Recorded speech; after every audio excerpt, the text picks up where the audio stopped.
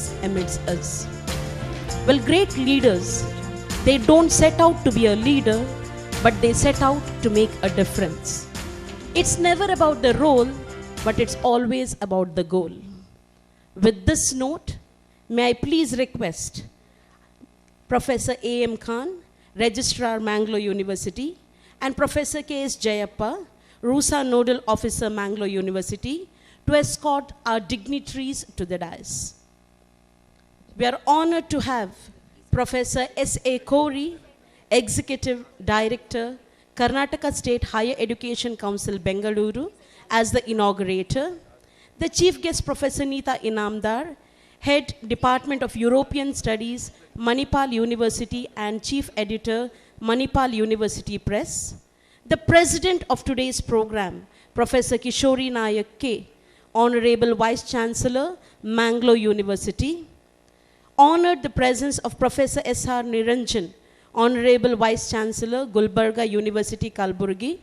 Professor Sabiha, Honorable Vice Chancellor, Karnataka State Akka Mahadevi Women's University, Vijayapura. Professor Venugopal K.R., Honorable Vice Chancellor, Bangalore University, Bangalore. Professor S.C. Ramesh, Honorable Vice Chancellor, Kannada University, Hampi. Professor Ravindra-chari, Registrar Evaluation, Mangalore University. And Dr. Dayanand Nayak, Finance Officer, Mangalore University. A warm welcome to each one of you gathered here. Our recognition to each one of the dignitaries present even off the dais. Well, it is said education is the most powerful weapon which can change the world, and universities are a base to it. Mangalore University has a motto which says, knowledge is light. Well, ladies and gentlemen, we now have the start of the program by having the Mangalore University anthem. May I please request all the dignitaries on and off the dais to kindly rise for the university anthem.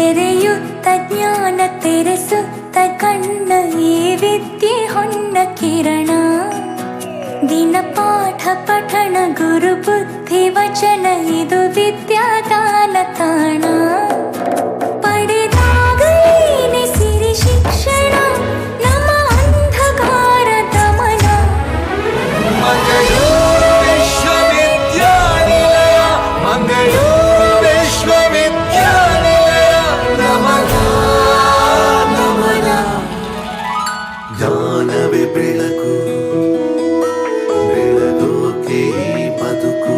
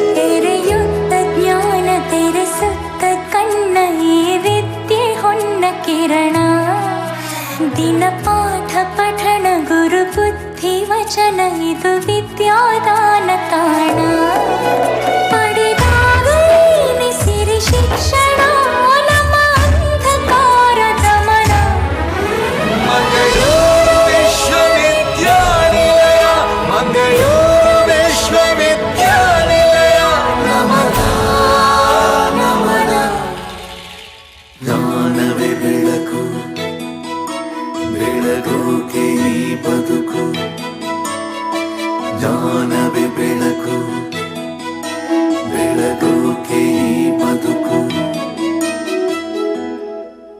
Come when expected, Thank you. Please come be without warning. Thousands of welcomes will find you before you, and the oftener you come, the more we shall adore you.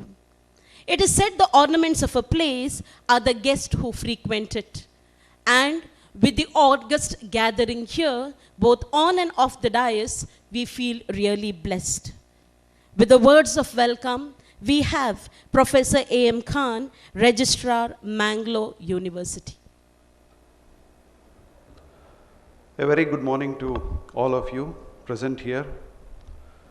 Respected Vice Chancellor, Professor Kishori Naik, most esteemed Director of Karnataka State Higher Education Council, Professor S.A. Kori, invited Vice Chancellors of various state universities, other dignitaries on the dais, registrars of various universities, Gurusa nodal officers, principals of various colleges, invitees, research scholars, students, ladies and gentlemen. It gives me immense pleasure to welcome all of you to this unique program of capacity building organized in association with MHRD and Karnataka State Higher Education Council. First and foremost, I would like to welcome the President of this function, our Honorable Vice Chancellor Acting, Professor Kishori Naik, to this program. On behalf of all of you present here, I would welcome Professor Kishori Naik. To say a few things about Professor Kishori Naik, Professor Kishori Naik is a professor in English and has chaired the Department of PG Studies and Research in English. She is also the founding director of Center for Women Studies in the university and was holding the charge from 2004 to 2005. She holds an advanced diploma in German and is also a Vidwat in Hindustani vocal music and having topped the state in special music exam in 1976 and 79. She has been associated with several research organizations and has been supervising research scholars on various topics in the language English. She has been a champion of gender equity and has organized around 62 capacity building workshops for gender equity and around 82 series lectures on this topic. On behalf of all present here, I welcome you, Madam, to this program. I request our Dean, Professor K.M. Balkrishna, to offer her a book and welcome her to this gathering.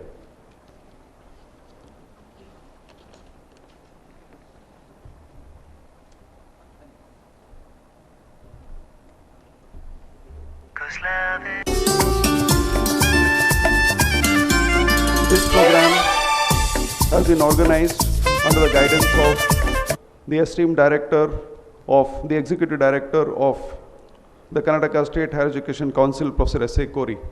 On behalf of all present here and on behalf of Mangalore University especially, I welcome Professor S.A. Kori to this August gathering.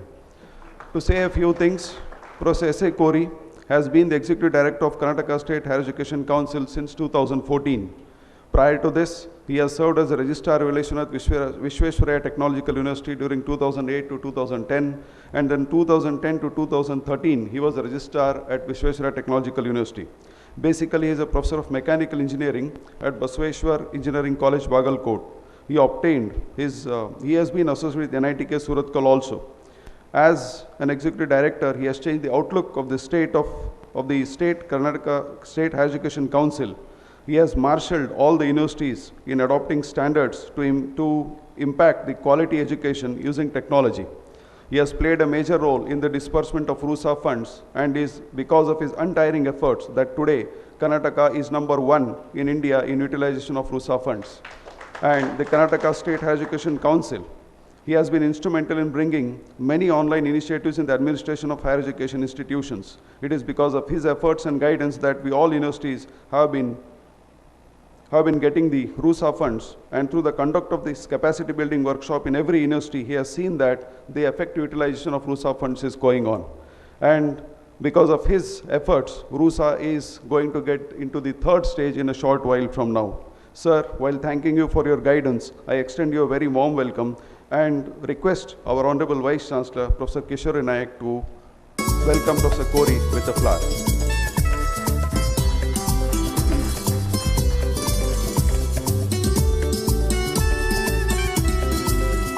The other guest present with us today and the main speaker of this program is Dr. Neeta Inamdar. She is the chair of the Center for European Studies at Manipal University.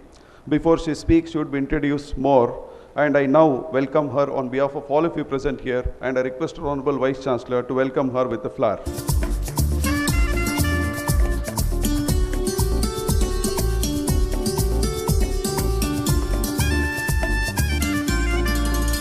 We have amidst us the Vice Chancellors of 4 RUSA-funded universities. Among them are Professor S.R. Niranjan, who is the Vice Chancellor of Gulbarga University. He has been the Vice Chancellor of Gulbarga University since 2015. Basically a Professor of Biotechnology at the University of Mysore. He is a MSc, MPhil and PhD from University of Mysore and postdoctoral fellow at Denmark. He has many awards to his credit like National Science Academy of Agricultural Sciences. Then he is a fellow of the FNABS, that is the National Academy of Biological Sciences, and the National Agricultural Sciences also. He has been a member of many committees in the University of Mysore and has carried out many important research projects. He has about 180 publications, guided 14 PhDs and 4 patents to his credit. On behalf of all present here, I welcome wholeheartedly Professor S.R. Niranjan to this august gathering. I request our Registrar Evaluation, Professor Ravindrachari, to welcome Professor Niranjan with a flower.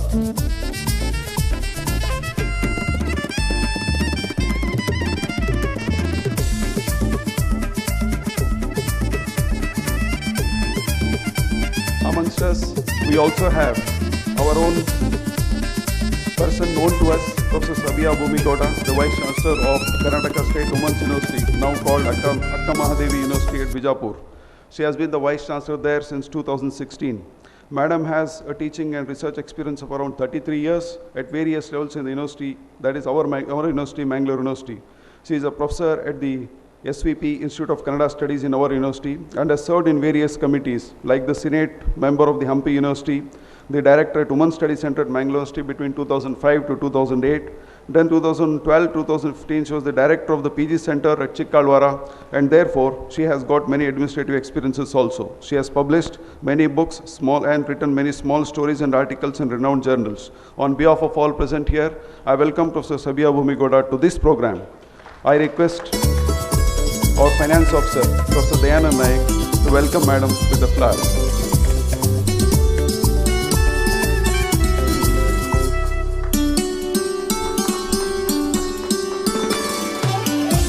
We also have amidst us a renowned academician of repute and Vice Chancellor of Bangalore University, Professor K.R. Venugopal. He has been associated with Bangalore University for the last 4 decades and has served Bangalore University in various capacities. He was the principal of University Vishwesvaraya College of Engineering, Bangalore between 2007 to 2018. He is a professor of computer science, having 11 degrees, including PhD in computer science from IIT Madras and PhD in economics from Bangalore University. A renowned researcher, he has published over 700 papers, guided 25 PhDs, and has filed over 100 patents. He has been a fellow of IEEE and ACM Distinguished Educator for contribution in computer science education and electrical engineering education. Sir, we are proud to have you with us, and I welcome you on behalf of all of the present here and on behalf of Mangalore University. I request our RUSA Nodal Officer, Professor Jayappa, to welcome Professor K.R. Venugopal with the flower.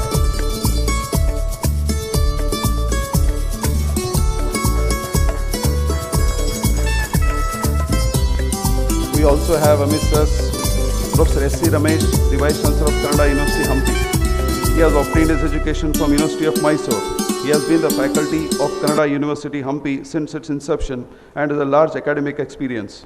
He has published many articles of repute. He has also served as the Registrar Evaluation of Karnataka Folklore University between 2012 to 2015. He was serving as the Dean of Social Sciences and has just taken charge as the Vice Chancellor of Kannada University Hampi in February 2019. While congratulating you, sir, I welcome you on behalf of all of the present here and on behalf of Mangalore University. I request Dr. B.H. Sekhar to welcome Professor S.C. Ramesh with a flower.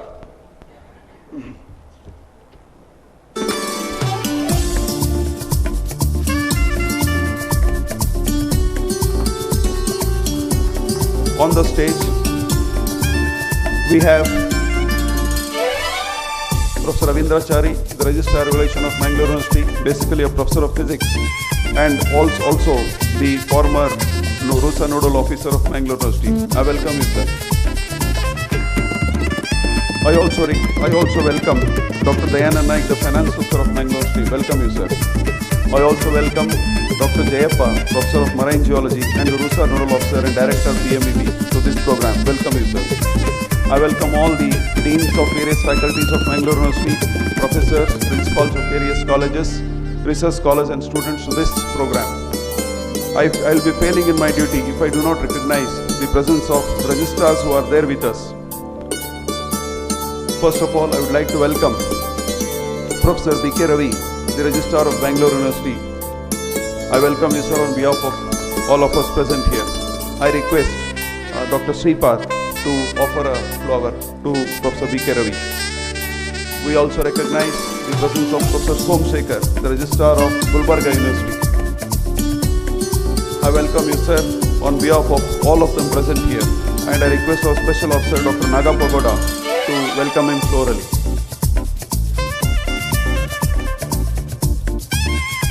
I also wish to recognize the presence of Dr. Such a milestone.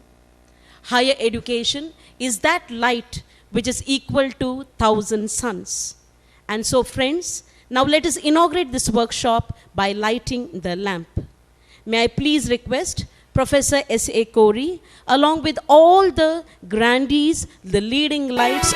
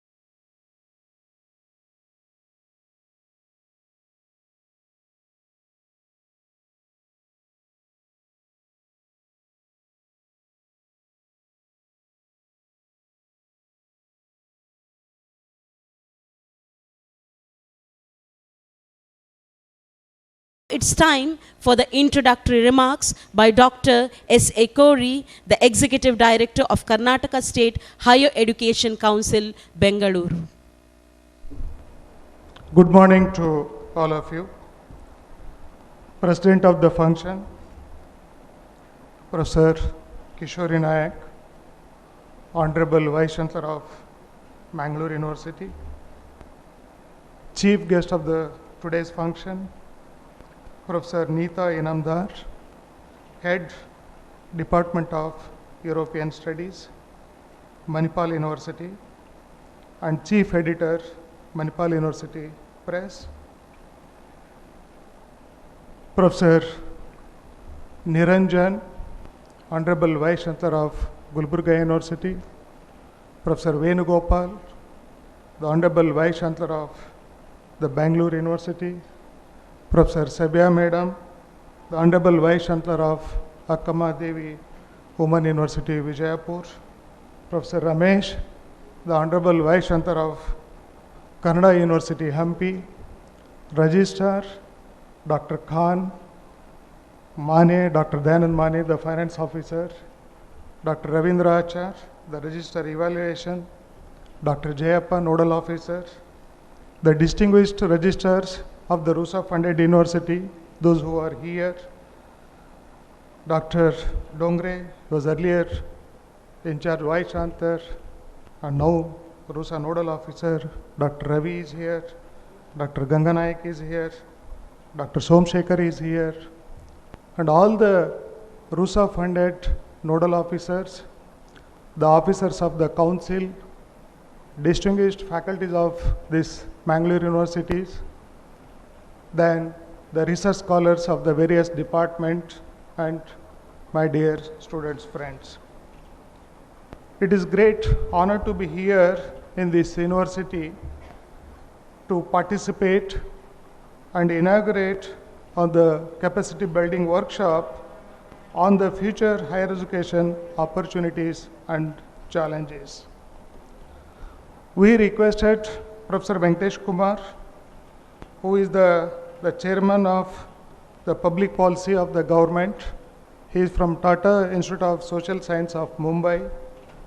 He was the architect behind to formulate all the policies of the RUSA for various 19 to 20 components.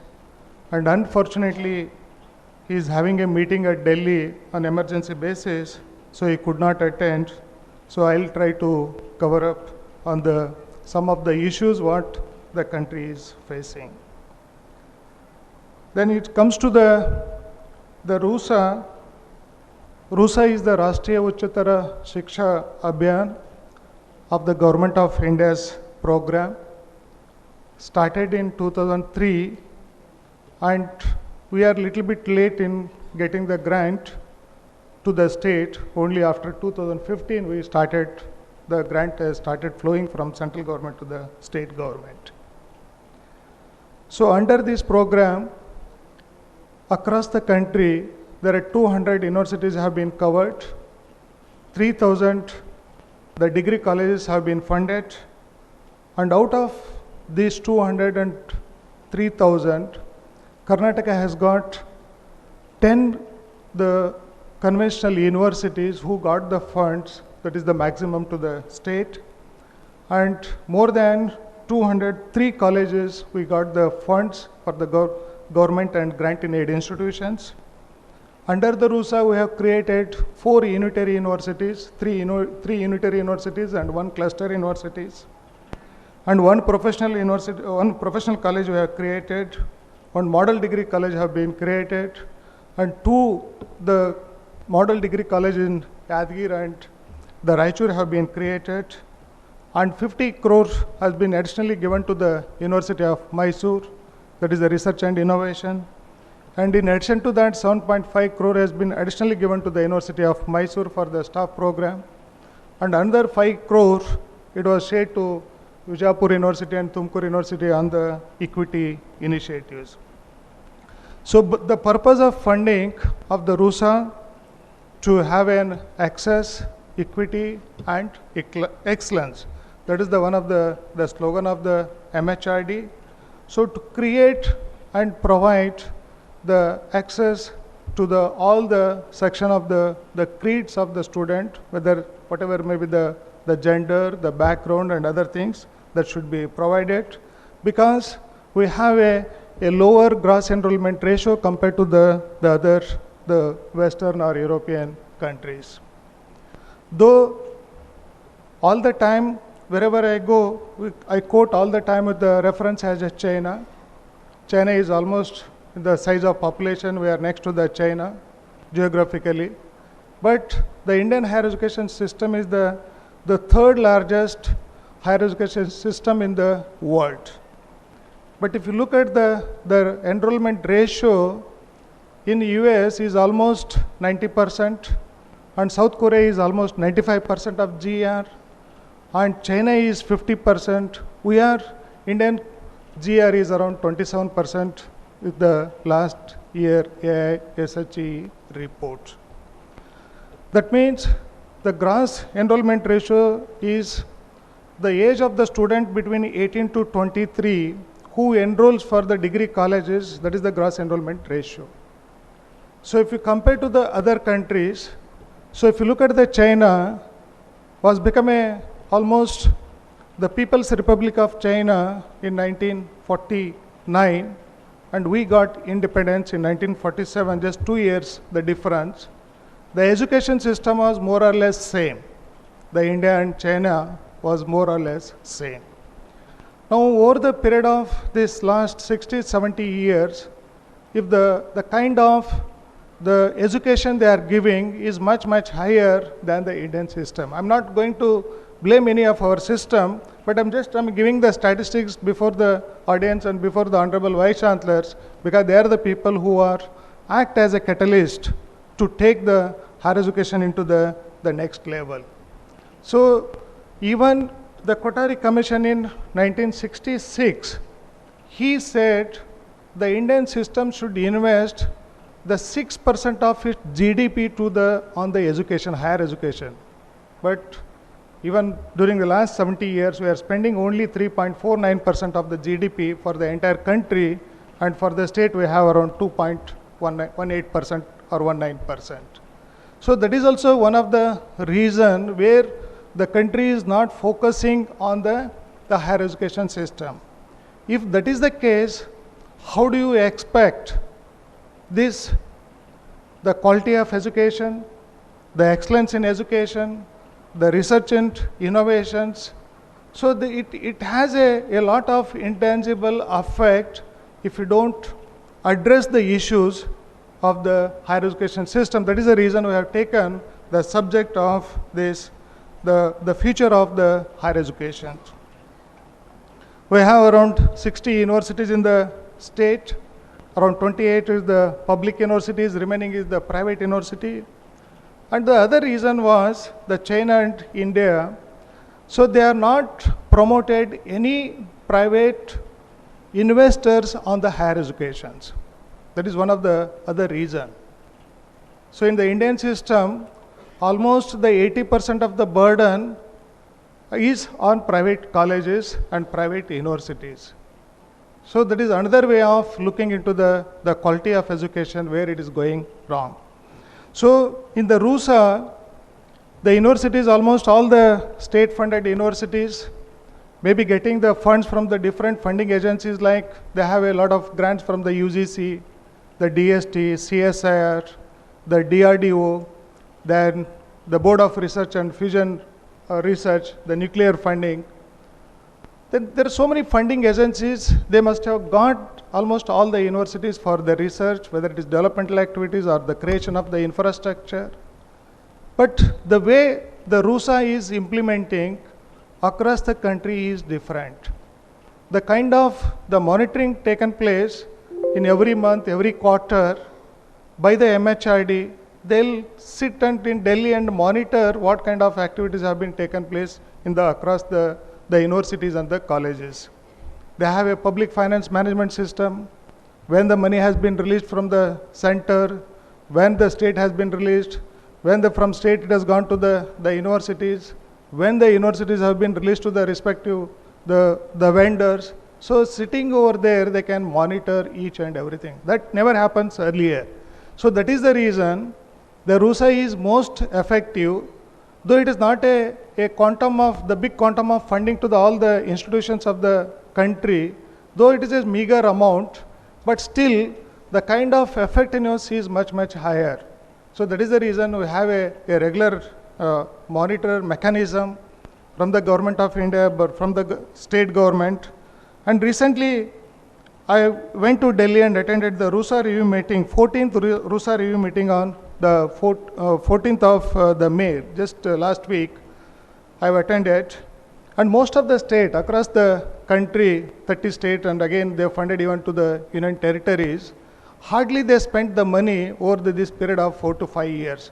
Some of them some 30%, 50%, except 1 or 2 states is having 74%. But proud to say, the Karnataka has spent almost 96% of its utilization, whatever it is, has been released. So that credit goes to the people who involved in the respective universities and the colleges, started with the role of the nodal officers, the finance officer, the registrar of the university, above all the vice chancellor. As I said, they act as a catalyst of the universities to take ahead and implement of the wherever the needs for the universities. We got almost in RUSA 1 and 2 around 975 crores, second largest to the UP. So it is because of the kind of the education system in the state of Karnataka. It is not simply given by based on the influence. This all the fund has been acquired because of their NAC grade, the various the parameters, the infrastructure, the number of publications published by the faculty, the employment ratio, the kind of curriculum they have implemented. They have seen n number of the parameters while sanctioning the grant. It is not that simply I went to Delhi and brought the money and given to the university. No, it has been earned. It has been earned by the respective universities and the colleges. That could be the reason where Karnataka has got more number of colleges, funds under RUSA, and 4 universities, creation of 4 universities, not a joke in the state, and each university has been given with a 55 crore of each. So now there is also the voice of the most of the state, because they considered only the NAC funded universities and NAC funded colleges.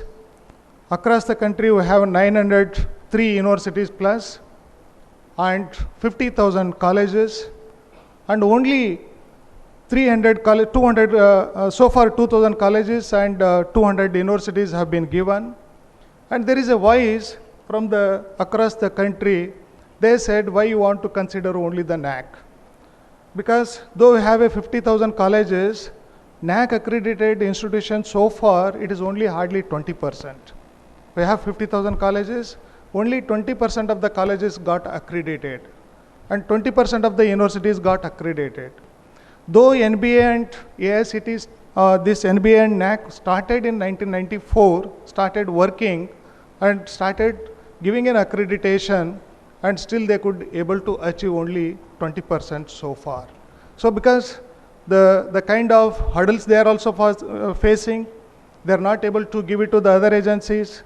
Like Madam may be addressing during her issues, the European, they are just outsourcing and find out the other private agency to do the accreditation. It is not happening in the state of the country because it have a bigger system, because they don't have a belief on the others. So that is maybe the lot of the interference by whether it is apex bodies or from the government, I do not know. That is how it is to be looked into. So that is the reason. So most of the state they are asking now in the RUSA 3 non-accredited institutions. Maybe the portal will open very soon. Why I am requesting all the vice chancellor, they should educate to their affiliated colleges, grant-in-aid colleges, government colleges. They should keep ready the statistics like whether they have a building or not, whether they have a land or not, whether they have a compound or not, whether they have a laboratory or not, whether they have equipments or not. So whether they have a smart classrooms like this. So based on the deficiencies which institute is facing, so that will be one of the criteria to promote under the RUSA 3. So that is just, it is going to be launched from maybe another 2-3 months they are working out. Maybe once the new government comes, they'll make the policy formulations. Then the portal will be open and all the colleges has to make the upload in the portal. And Mangalore universities, again, they got another 4 crore for their 2 constituent colleges, and because of the kind of contributions they have made in the society. So this is just the brief, the kind of the activities in the RUSA, and we have a practice of calling all the vice chancellors to all the RUSA funded universities. It never happened earlier, and it was only the Higher Education Council where all the vice chancellors will come and deliberate on the issues of the universities, what kind of policies they are going to implement across the state. We have various systems. We have a university, we have a constituted college, we have a private colleges, we have a private universities.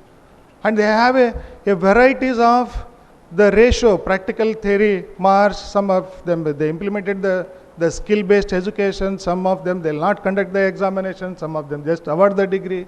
So we have a mixed kind of a system. So government has already constituted a committee to look into the uniformity, how to bring the uniformity into the state.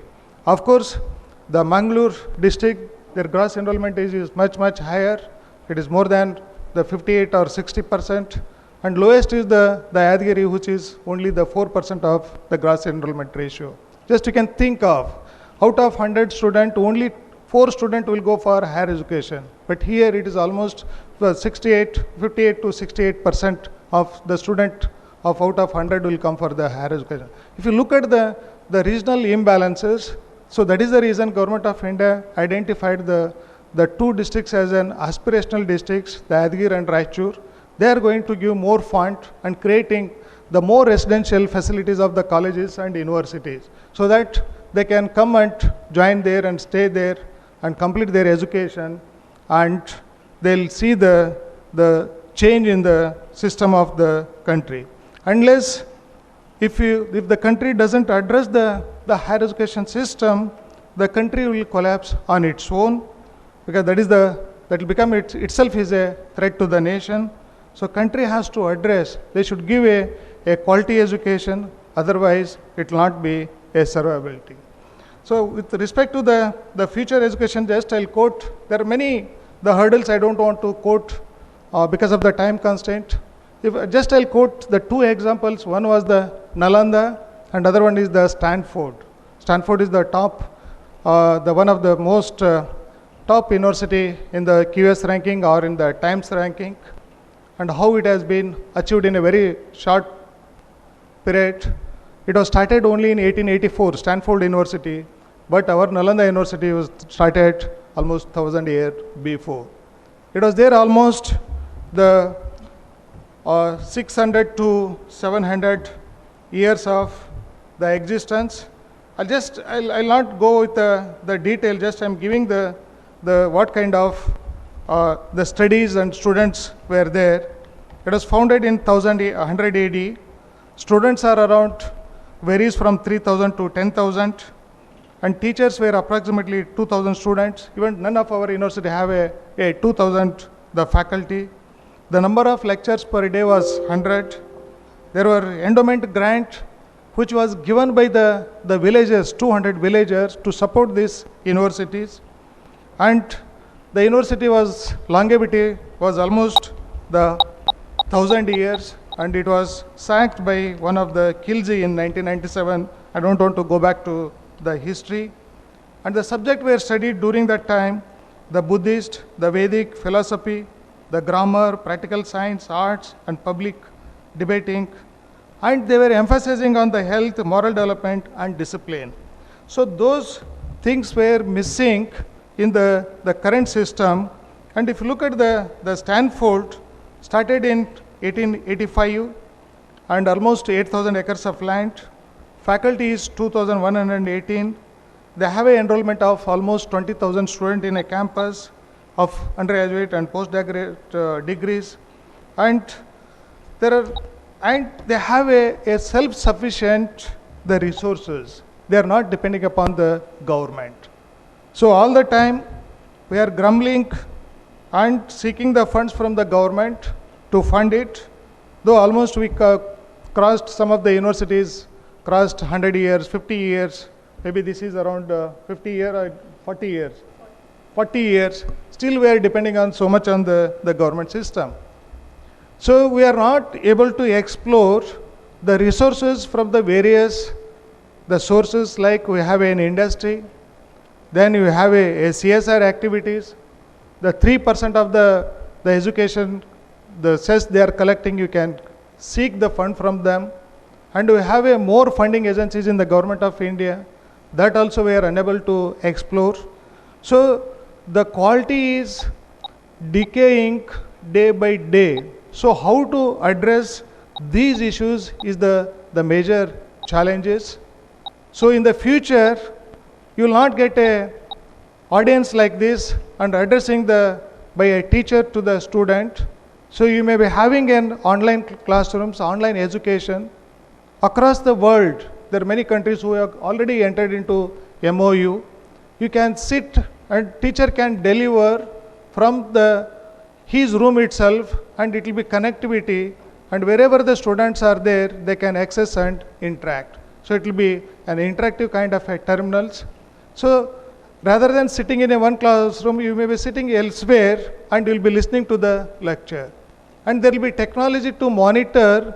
There is a 4 hours in a class, 4 classes in a day, and you can monitor, everything can be digitized. So more than almost 26 crore across the globe, the students have been registered for the online courses. The government of India has also come forward. The MOOC has been introduced. The massive open online courses have been introduced, and SWAYAM is introduced. With almost thousands of various subjects, the contents are available on the NPTEL. Student can access and learn. What else you require? So if you look at the newborn baby, maybe 1 year or 2 year old, you can ask the maybe grandchildren of any of the vice chancellor.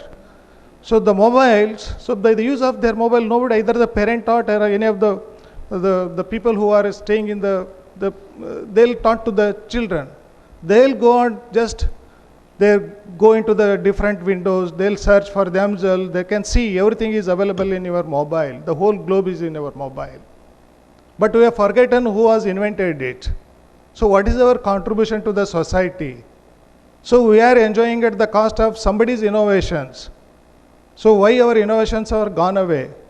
When European or Westerns are invented something, then we just relate to some of the past stories. So it was there and all those things. Why you are unable to invent those things? Why don't you bring it into the reality? So those things, there is a virtual university. In the future, you don't require any university. There will be a virtual university. One classroom is enough to keep all your content. That is how the distance education is going on. The similar way in the future, so you will not be having a university like this, sit under one umbrella. No infrastructure is required. So the infrastructure is required is your library, your content, your teachers, nobody can replace a teacher, but teacher should be a fascinate. So that kind of a fascinate teacher is reducing day by day. So we have almost some 7 to 8% of fascinate, around 20% is the dedicated, and remaining the mediocre kind of a thing. So how do you expect the research and innovations in the culture of that culture has gone away? So it is happy that the Bangalore University has created NMR facilities almost worth of 2.8 crore under the RUSA. The other university researcher, faculty can utilize that. So I am more inclined to create that kind of an equipment rather than utilizing that money for just the washing, painting, making some roads and other things that will not build the academic culture in the universities. So try to utilize that money very judicially for the creation of the research and innovations, because the universities, there should be universal law. So we are become more self-centered. We are not allowing the other department person into my chamber, or my equipment is not allowed utilized by the others. So what kind of the innovation you are getting? Unless you allow the thoughts, unless you allow the discussions with a mixed culture from one department to the other department, unless you bring that interdisciplinary nature discussion, then the thoughts arises, and those thoughts we can bring into the reality. So Delhi is one of the university where the student and teachers will sit across, sitting in the garden, maybe midnight, 12 o'clock, 2 o'clock and other kind of a thing. They debate. So nobody could produce that kind of a books, what has been written by the teachers from the Delhi University. So that kind of culture to be brought here. Of course, I know there are plenty of hurdles in the system. Everybody wants to have their own power and having in their own hand. The government is one side, the public is one side, the student is one side, the faculty is on the other side, and much more all those things. The financial constraint is the other side. So the future of the university should be, there are plenty of issues already addressed. So you can have a future towards a learning society. You should minimize the the concentration for the creation of the other infrastructure like building, roads and other things. And industry academia should come up. So there is a, so other thing is we are missing about the incentivization of to the teacher. So whoever does the best research, he should be incentivized.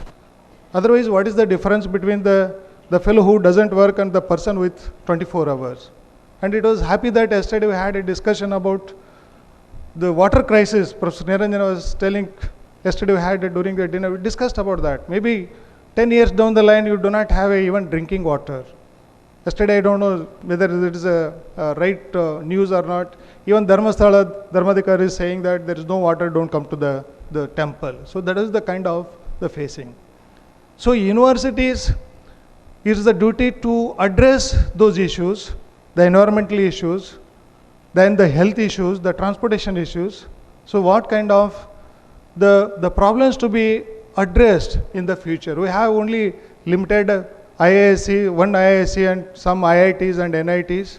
Their focus is different, and the student pass out, they'll get 100% placement, they'll go abroad, and none of them will stay back to change the system.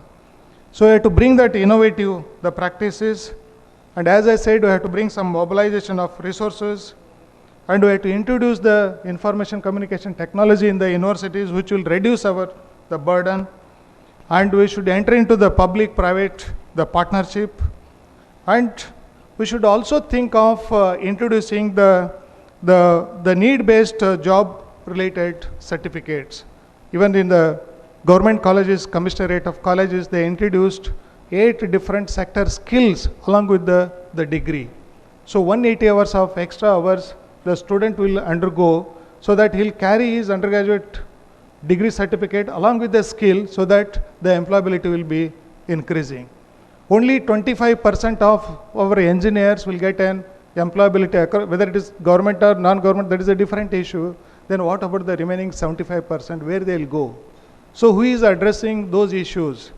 So none of our, either the curriculum is take care of them, nor we are not really make them to be equipped to survive in the society.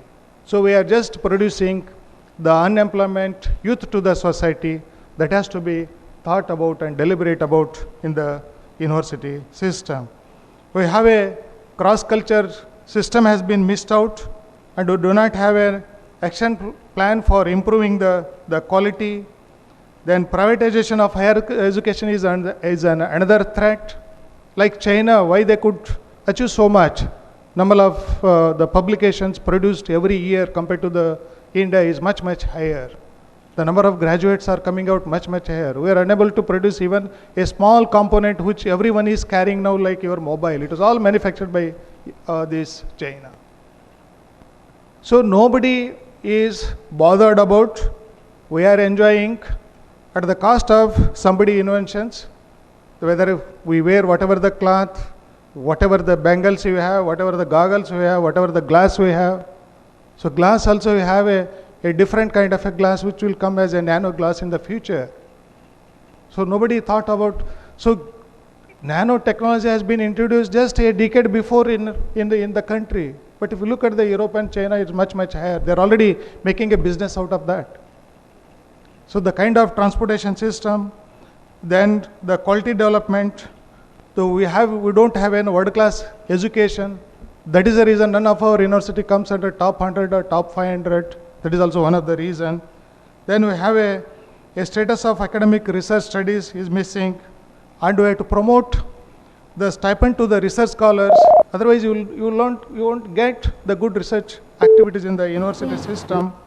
And other one is the fair quality of the assurance system, that is the examination system that varies. Nowadays, lot of, I don't want to mention as a teacher, lot of the politics has been entered in the education system. So that is one of the hardest, the chair faced by Honorable Vice Chancellor of Bangalore University, you may be seeing in the TVs, newspaper and other things. It is running like a government or running like a parliament. So how can he address the academic culture, bring his duty goes, is one of the finest academician of various discipline, he has an expertise. But none of his ideas has been going to be implemented because of the the crisis in the within the system itself. So how to address such things?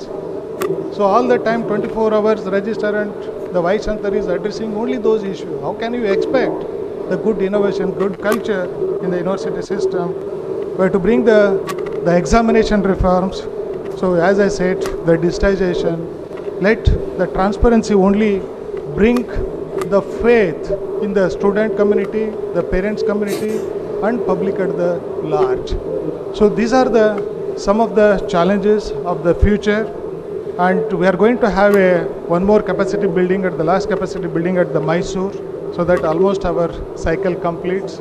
So it is happy that so all the vice chancellors comes here, their registers comes here, the nodal officer comes here. The idea is very simple. So whatever I may be saying, if I don't come out of the Bangalore, out of my office, I am saying I am the best, unless somebody analyzes. So once you go there, you can see what kind of the best practices they adopted. So you can go back and implement the same. It is like a sharing of the ideas, sharing of their thoughts. And once you come to know these are the facilities available in Bangalore University or Gulbarga University or Mysore University, so they can send the faculty, send their student for as I said, I am going to create a bonding between the universities in the academic excellence. So this is another way of achieving the excellence in the higher education. So with these words, I took more time, and with these words I am going to conclude some of my thoughts. And again, I have to congratulate the Vice Chancellor, the Registrar, the Finance Officer, Nodal Officer, the entire team who involved in the RUSA process, because every day one or the other queries from the central government, in turn we are passing to the respective universities and colleges, and timely they are submitting all the details. And that is the reason the Joint Secretary of MHRD in the 14th meeting, she was addressed, the Karnataka is one of the top of the implementation of the RUSA funds, utilization and effective utilization, and really that makes the difference by the use of the funds. That was, she has said in the presence of all 30 secretaries of the various states and union territories of the state, and that credit goes to the stakeholders and the officers of the council who works, though we have a very small numbers in the council who works across the clock 24/7, whether it is Sunday or holiday, because now the technology in your hand, wherever you go you can be monitored. So people sitting over there, they connect to each of the nodal officer and vice chancellors wherever they are not missing, so that credit goes to all the stakeholders. I wanted to tell on this occasion. Thank you, Ananda. Thank you very much, sir, for your message. The opportunities and challenges in the area of higher education, that quality and quantity both matter. Thank you very much, sir, for your message that not only higher education is needed, it is also time for higher indoctrination. Thank you very much, sir. Can we have a very big round of applause for these words by Dr. S.A. Kori? Well, this is definitely a special moment, a rare moment where all the vice chancellors, all the luminaries are under one roof. Being this a very opportunistic moment, it has also been shared online. Video conferencing is being done at present from the very beginning to the 3 centers, that is the PG Center Chikkalwar, Kushalnagar, Field Marshal KM Karyappa College, Madikeri, and University College, Hampankatta, Mangalore, and the staff, the research students, the students of all these places are watching us live, and this is made possible only because of the funds sanctioned by RUSA. Thank you very much, because RUSA believes in opening the doors of higher education to all, and this is practically done. Well, the people who are there in these 3 respective places, we request you to keep your queries ready after the session, a speech by the chief guest. Well, now it's time to listen to the chief guest, but before we listen to her, it is always nice to know more about Professor Dr. Neeta Inamdar. We have Dr. Monica Sadanand from the Mangalore University, a professor, to reintroduce Professor Dr. Neeta Inamdar. Madam, Professor Kishori Naik, honorable vice chancellors from different universities of the state of Karnataka, other dignitaries on the days and off the days. I was honored to interact with Professor Neeta Inamdar this morning very briefly, and now it is my privilege to formally introduce her to this august gathering. Professor Neeta Inamdar is Professor and Head of the Department of European Studies at the Manipal Academy of Higher Education, Manipal University. She has been a driving force of European studies in the country and exponent of internationalization of higher education. In the last few years, besides developing expertise in European studies in India, she has championed the cause of internationalizing higher education by developing collaborations with universities in different parts of the world, particularly in the European Union. She has recently published a book, Internationalization of Higher Education, The Dynamics of Educational Ecology, which was co-edited with Dr. H. Vinod Bhatt, the Vice Chancellor of Manipal University. Professor Neeta Inamdar has been instrumental in establishing the Center for European Studies in Manipal already in the year 2009 with funding from the delegation of European Union to India. She has since then actively led and participated in the Erasmus Mundus and Erasmus Plus programs of the European Union. She is probably the only one in the country to have received funding under many different programs of the European Union to the tune of 1.5 million euros, which is approximately 12 crore rupees in the last 9 years. She holds the prestigious John Monnet Chair in Economic Integration and European Identity and is presently leading the only John Monnet Chair or Center of Excellence in the country in Manipal. She has published several papers, is guiding PhDs in the area of internationalization of higher education and intercultural studies. She is also responsible for the mobility of several of her master's students and faculty members to other parts of the world. She is widely traveled, particularly in the European Union. Apart from this primary role that she has as Professor and Head of Department of European Studies, she is also the Chief Editor of Manipal University Press, which has brought out over 150 publications so far. Her personal interests include music and literature. Her philosophy, therefore, ladies and gentlemen, is working locally but with a global perspective. She has a very dynamic and creative personality. I am sure all in the audience are eager to listen to you, ma'am. Welcome once again. We are privileged to have you with us. Thank you. Thank you, Dr. Monica Sadanand. Madam. So very good morning, ladies and gentlemen. I come from a different system, which is more a private university. As you know, I'm from Manipal Academy of Higher Education, which is recognized as an institute of eminence. And I come from, particularly I head a center of excellence. But I have a lot of friends who come from state universities, and I know the kind of challenges one works with. But despite all those challenges, we also have quite a few centers of excellence across, and today I'm just trying to focus on a few aspects of higher education. I cannot cover everything about it. However, a holistic idea of the higher education system in the country is provided by Professor Corey earlier. So thank you very much for giving the context to the entire discussion. So my focus today is going to be on, on harmonization of higher education and internationalization of higher education system in the country, but trying to learn it from other experiments elsewhere in the world. So you can stop me, I don't know, otherwise I can finish and then we can take up questions if there are any. And I'll trying to be brief because I think we are already running late. And so what exactly I plan to bring before you today? I'm looking at what is internationalization, why we need internationalization at all, and how do we go about it,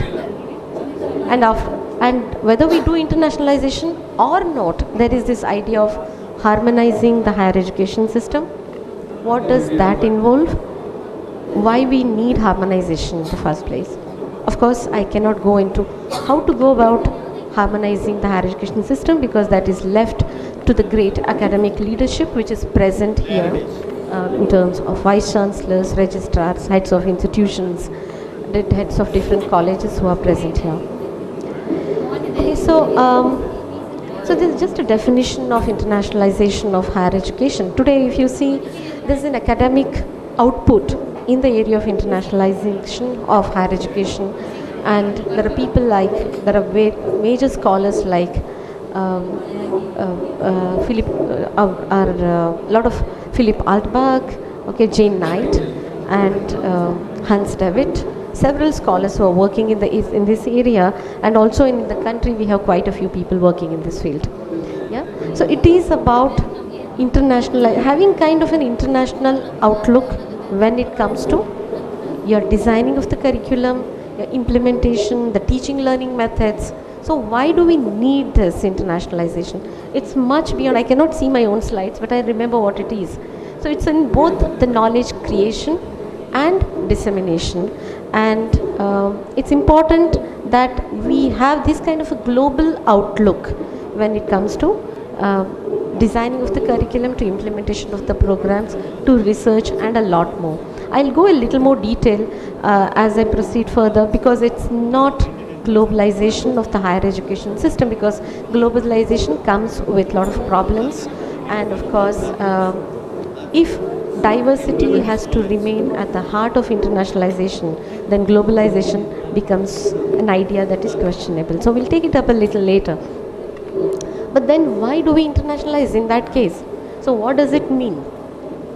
For many people, it's about mobility of students. You ask many people, they say generally, what is internationalization of higher education? People think it is in mobility of students. It's not, because we think mobility of students is only a subset.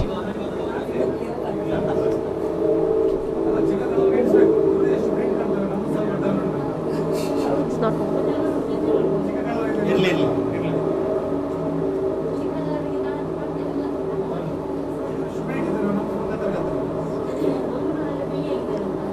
Okay, so till that moves ahead, no, I can just speak about, because I created it anyway, I know what I'm going to speak about. So internationalization, thank you. So it's not just about student mobility, but it's a lot more. So when you say internationalization of higher education, I understand RUSA has already conducted workshops on higher education, on quality assurance, on maybe admission processes and evaluation reforms that are needed, and therefore I'm focusing only on this particular aspect of higher education today. So what does it involve? When you say internationalization of higher education, IHE includes student mobility, faculty members mobility, staff mobility. In fact, in Manipal, in my own department, my clerical staff also goes to different parts of the world to learn how to do things. Our directors of research have traveled abroad. Our directors, or even heads of quality departments, they travel abroad to find out what is happening. Our chief librarian travels abroad to find out how libraries are managed elsewhere. So it's not just about the mobility of students, it's about the mobility of staff, both teaching and non-teaching, and collaborative research, which is the most important thing. If I have received funding worth 12 crore in the last 9 years, all from Europe, it is because of this collaborative research. Yeah, but of course none of them are easy. There's a lot of work that goes into each one of them. I have been burning midnight candles for a lot of these proposals to develop.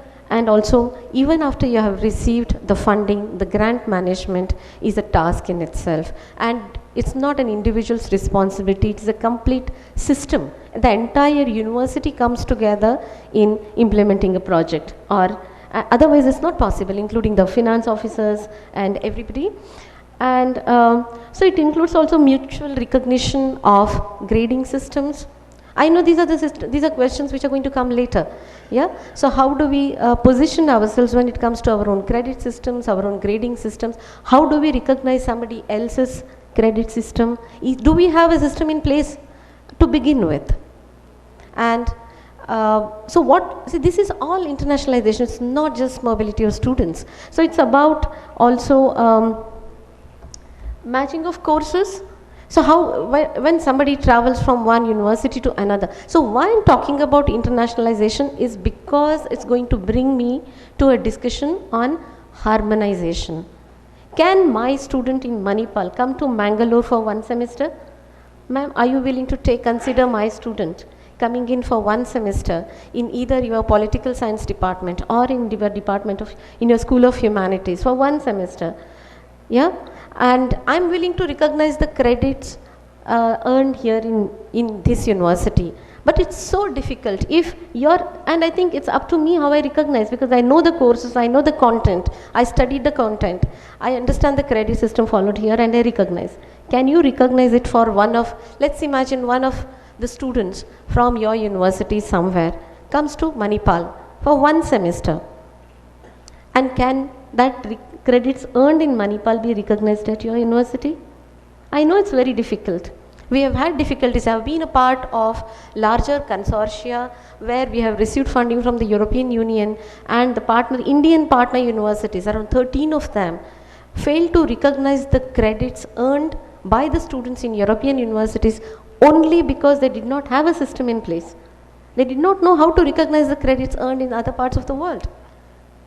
So for me, internationalization, in fact, in most of my recent articles, I do not talk about internationalization, but I talk about cross-border education. That's basically because this crossing of borders should begin within our own country, because we are so diverse.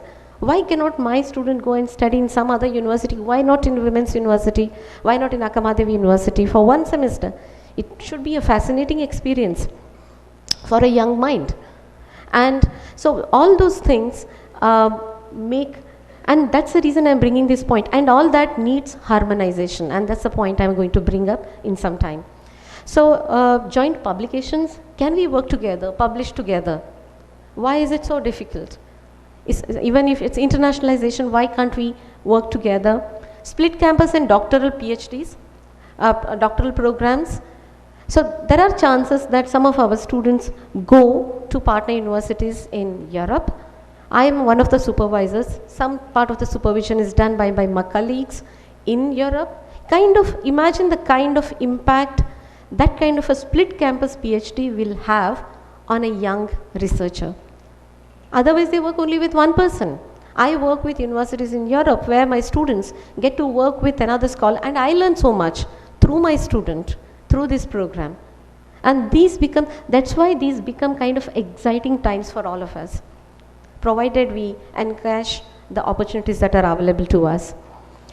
And of course, leveraging on mutual strengths.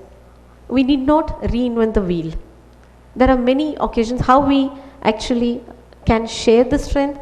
Probably you have one particular university has a strength in one, we have a strength in another. Why should we replicate? Why cannot some part of the program, for example, imagine an MBA program, must be somebody from the management side here. One, you have a focus on, let's imagine, on HR. There is another university, a partner university, which is focused on more on marketing. You create an MBA program together in such a way that a group of students studies a part here in this university and another part when it comes to marketing in another university. These are things, this is not an imagination. This is not my imagination. These are things that are happening in other parts of the world.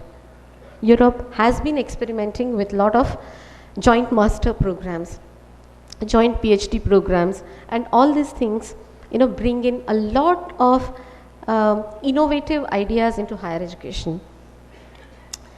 And also research management and research practices. In fact, I went to Bremen, University of Bremen, early February, and I came across this. They have a center for research methods. You know what? They have specialists in almost all methods, qualitative, quantitative. Even within qualitative, there is one person only for how to analyze, only for data analysis, the kind of softwares people are using, whether it's NVivo or Atlas TI, or a lot of softwares that are used for qualitative analysis, or what kind of methods of analysis are used in research, recursive abstraction, frame analysis, policy analysis, a lot of things. And there's so much learning that can happen. Yeah, and that's where we need it. Yeah, and why internationalization? If very quickly I have to go through some points here. So if you take the idealist approach, why we need it? If you look at the philosophical need for internationalization, then it's because every time there has been a migration of minds, migration of people, migration of scholars, it has led to some kind of modernity in both the host and the home cultures, in both of them, and most of them. So migration and modernity are very strongly connected. A lot of innovation happens when people become mobile from one place to another. Of course, I'm sure there will be questions on brain drain, brain gain, brain circulation. A lot of these questions will come, but that cannot stop people from moving. And therefore, and also apart from this kind of creating a rationalist, a modernist societies in different parts of the world, there is also need for diversity. Studies have shown that diversity increases or enhances capability and output at any point in time. In any group you take, the more diverse the group is, better is the output, more is the creativity. So in that case, if we make diversity as a central idea to a university system, see, what is a university after all? It's a place where ideas are nurtured in a very simple way, if you have to say. And there is a system to do that, and the system is university. So how does that happen? And the more the diverse the culture on the campus is, more it is beneficial to every single participant in the system. Yeah. So it is also one way of reducing the rift between different, differently developed cultures, differently developed nations, or differently developed areas. Just as Professor Corey also pointed out, there is a lot of disparity in the way development is happening, and development and education, as you have seen in a lot of research output also coming, are highly related. Yeah. So if you look at practical approaches, so all that is more about an idealist approach to internationalization. There is also a practical need for internationalization. So Professor Corey also talked about the ranking system. Has anybody answered the QS ranking questionnaire? Anybody can raise hands if you have answered the question. You have answered the questionnaire from the QS. I answered it this time as well. So you answered it. So all over the world, around 60,000 people are contacted by QS, and they ask you to, how do they ask us to rank? They just say, of course you cannot rate your own university, but any other university. They ask you to rate, okay, which are the 30 top universities in your field? And you go on, listing the names. From where do you get names? Have I been to Harvard? I would still put Harvard. Have I been to Oxford? I would still put Oxford. On what basis? It's on this, it's something that you recollect from your memory as somebody, and somebody has said they are good universities. And of course you also look at their research output and then try to connect with them. And they say they are probably the best universities. Of course, we don't know how flawed or unflawed are these systems of ranking, but it's an inevitable reality today. And if you look at the ranking parameters of any of these ranking systems, most of it is based on academic reputation, research output. Academic reputation takes 40%, and research output around 20%. Okay, around 10% or 5% on internationalization, and then of course there are other parameters that make it 100. But if you look at academic reputation, from where does this academic reputation come? This academic reputation again takes you to internationalization, because 60,000 people all over the world are randomly contacted, and who would know Manipal University somewhere? Imagine, or somebody who would know Mangalore University here. Unless people visit, unless we visit outside, or unless we bring out publications that reach the rest of the world. So collectively, whether we like, of course I have my own problems with the way the rankings are done, or whether we should emphasize so much on ranking, but it's inevitable. If we have to put India on the world education map, we cannot avoid ranking. And whatever best we can do together, we should be able to put together those efforts. And research capacity building, as I said earlier too, this needs a lot of international connection. Today, Manipal University annually gets more than 2,000 research papers and the best Q1, Q2 journals, all in quartile 1 or quartile 2 journals. So how is it made possible? It's because of internationalization, through a lot of international collaborations, through a lot of international partnerships, and collaborative research, collaborative publication. And that's where lies the trick. And also it's important that you get that kind of a visibility in the international academic environment. And research grants, if you want research grants, please understand, I'm talking to maybe youngsters there, most of these applications, particularly from the international funding agencies, they are all consortial in nature, which means you form consortia with different universities coming together, both national and international, and then apply for funds. Right now in Manipal, I have one project on, it's called Capacity Building in Higher Education, which is funded by the European Union. Just 2 years ago, I got this funding of 585,000 euros. 5 laksha, tatra 6 laksha euros, which is around 4 crore plus 4.5 crore, 5 crore it comes to. And how did we get it? It's a consortial application. We had to form a consortium of Indian universities and of European universities together, then apply for funds. It's a lot of work. The application runs for 150 pages. Call for application is around 60 pages. One needs to have that patience and capacity to go through, prepare an application. But please understand, internationalization is where it begins. Quality assurance, sharing of best practices, and so this is what internationalization is needed for. Instead of, as I said earlier also, that instead of reinventing the wheel, we try and bring together people who are already working on a particular area. So what does it entail? How do we go about it? Of course, generally, and now, in fact, I work closely with the political science department in Mangalore University. We have a Germany module here, and anytime there's a European professor, some senior scientists who are coming down to Manipal, we send them to Mangalore. Somebody coming to Mangalore, we invite them to Manipal. And then we collaborate, we work closely with political science department in your university. And from there, we begin with signing an MOU. Okay, a very basic university to university memorandum of understanding is signed, and then you begin with a student exchange program. Most of the universities in Europe, at least I know, are very open about hosting at least 4 students per year without any fee. Please understand, just try and understand how easy it is that 4 of your students get to go to another university with a complete fee waiver.